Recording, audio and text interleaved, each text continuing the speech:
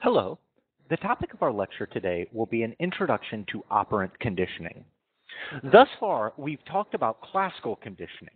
Classical conditioning is a type of learning in which an organism learns uh, to transfer an elicited response to a new stimulus. So, classical conditioning inherently is reflexive in nature. It's built around existing reflexes. We begin with reflexes, those that are innate, and through classical conditioning, acquire reflexes that we learned were called conditioned reflexes. So classical conditioning deals entirely with involuntary behavior. However, most human behavior is not involuntary. It's not elicited by a stimulus. For instance, you don't go to work because you have a work reflex. You don't come within so many feet of the place that you work and automatically start working. You go to work because of the consequence that it produces. Specifically, you get paid to work. Many of the behaviors that we see among humans are not elicited by stimuli. In fact, most of the behaviors we see among humans are not elicited by stimuli. Instead, the behaviors that we are going to look at for the remainder of the semester are said to be emitted. We can contrast classical and operant conditioning in the sense that classical conditioning involves behaviors that are elicited, that is, they're drawn out by the stimulus, they're involuntarily produced, whereas operant conditioning produces behaviors that are emitted, that is, they are generated by the organism in order to acquire some consequence. This really is the crux of operant conditioning, the consequence. Operant conditioning, sometimes referred to as instrumental conditioning, is a type of learning where the probability of a behavior occurring in the future is a function of the consequences that have followed it in the past. For instance, you go to work now because in the past you have learned that going to work is reinforced with access to a paycheck. Operant behavior is any behavior that occurs because of the consequence that it produces. You go to work because you get a paycheck. You place an order at a restaurant because it results in food getting delivered. You avoid touching a stove because it touching a stove produces a burn. These are all operant behaviors. They're behaviors that are driven by the consequences they produce. And the field of operant conditioning really belongs to B.F. Skinner. However, in order to understand the philosophy proposed by B.F. Skinner, you have to understand the background to Skinner. And it's easiest to understand B.F. Skinner through two central figures, one that we've already seen, one that we haven't. The first is one that we've already seen, and that is John Watson. Watson, of course, is the father of behaviorism. And Watson's brand of behaviorism was a very hard-line brand of behaviorism in which internal events, all internal events, were completely rejected in explanations of behavior. Watson believed that environmental inputs were causes and behaviors were effects, and we did not need to speculate about internal processes to understand the learning process. Behaviorism at its core was all about the nature of science. Science demands public verification. And so Watson argued that psychology, in order to be a science, must be objective and must be based on observable events. Those observable events, he argued, were behaviors.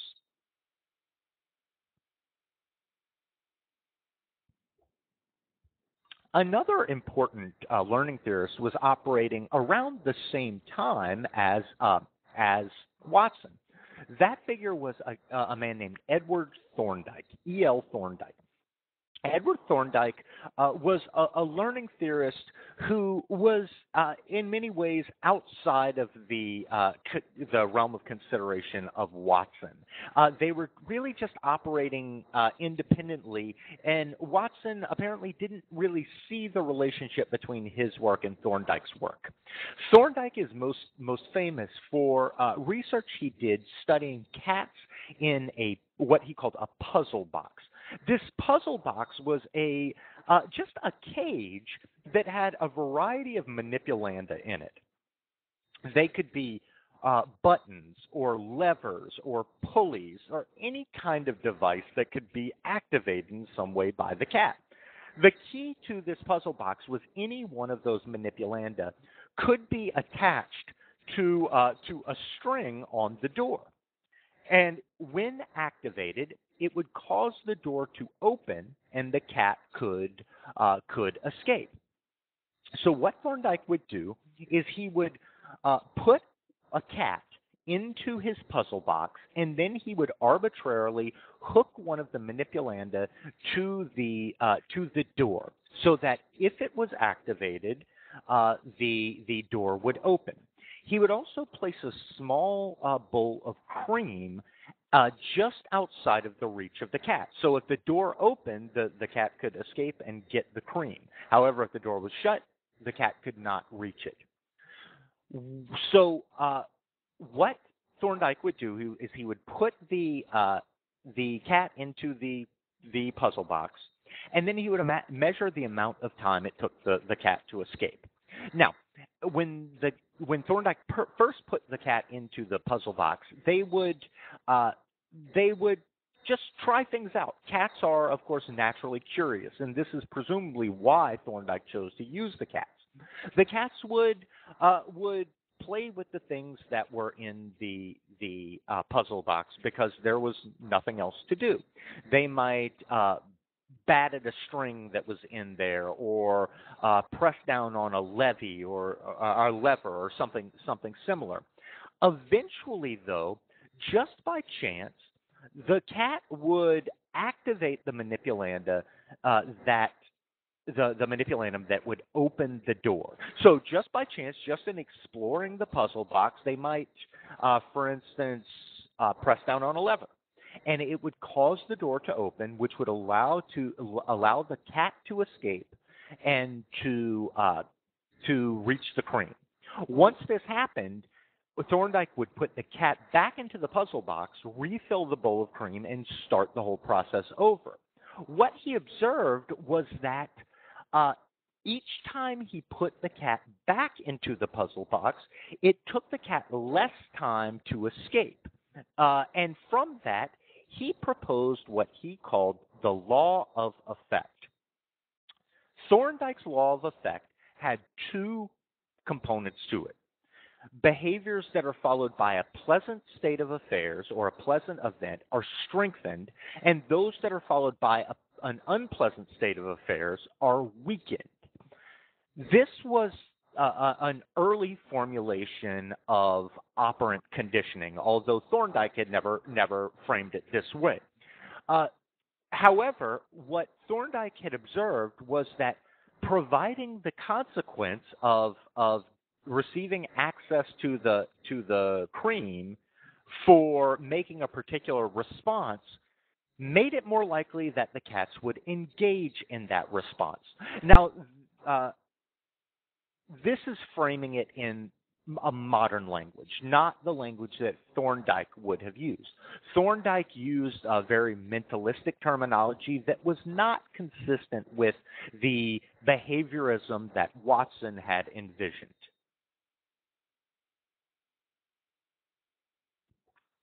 Skinner, as we've discussed previously, appeared in the mid 20th century. He began doing his work after Watson had already left the field, and also after Thorndike had done his seminal work. However, Skinner was deeply influenced by both figures, and Skinner's radical behaviorism is best understood as a synthesis of Thorndike's law of effect and Watson's behaviorism with his own ideas. Skinner Skinner was the first to really recognize that in addition to classical conditioning, there is another type of learning, a non-reflexive type of learning in which consequences affect behavior. Uh, Skinner really emphasized very heavily the effect of consequences in modifying behaviors. And he called those behaviors that were a function of their consequences operant behaviors. Skinner was so influenced by Thorndike that he adopted the law of effect as his unifying principle to explain all operant behavior. However, he didn't adopt Thorndike's law of effect. Instead, he cleaned it up some. He removed some of the subjective language and refined the law of effect into its present form, which is this: behavior is a function of the consequences that follow the behavior. This is the modern law of effect. So Thorndike's law of effect was behaviors that are followed by a pleasant state of affairs are strengthened. Behaviors that are followed by an unpleasant state of affairs are weakened. Now, the notion of pleasant and unpleasant is inherently subjective. So again, what Skinner did was he objectified this law of effect into behavior is a function of the consequences that follow the behavior. Now, if Skinner had only proposed this as an idea, he may not have been the profoundly influential figure that he ended up being. One of the reasons that Skinner became such a profoundly influential figure in psychology is because he provided not only the idea of operant conditioning, but the technology with which to study it. The most important technological innovation associated with B.F. Skinner is the operant chamber. The operant chamber is so identified with B.F. Skinner that some people, especially those outside of the field of psychology, will still refer to the operant chamber as a Skinner box. Now, the operant chamber is a deceptively simple apparatus for studying learning. It is, in essence, a soundproof box with traditionally a depressible bar and some sort of stimulus delivery device. Traditionally, it was a soundproof box with a lever in it and a food dispenser. Now, the operant chamber was very quickly modified. It was built initially for use with rats. It was modified for use with other species, and the biggest modification that was necessary was for studying birds, specifically pigeons. Pigeons can't press a lever, so in place of a lever is a pecking key. In any case, the fundamental apparatus is the same. It's a box that really has only one response that can be made, and that is the pressing of a lever or the pecking of a key, and that can affect the delivery of food or water. Now, the operant chamber has evolved somewhat in the last 65 to 70 years, but far less than you might imagine.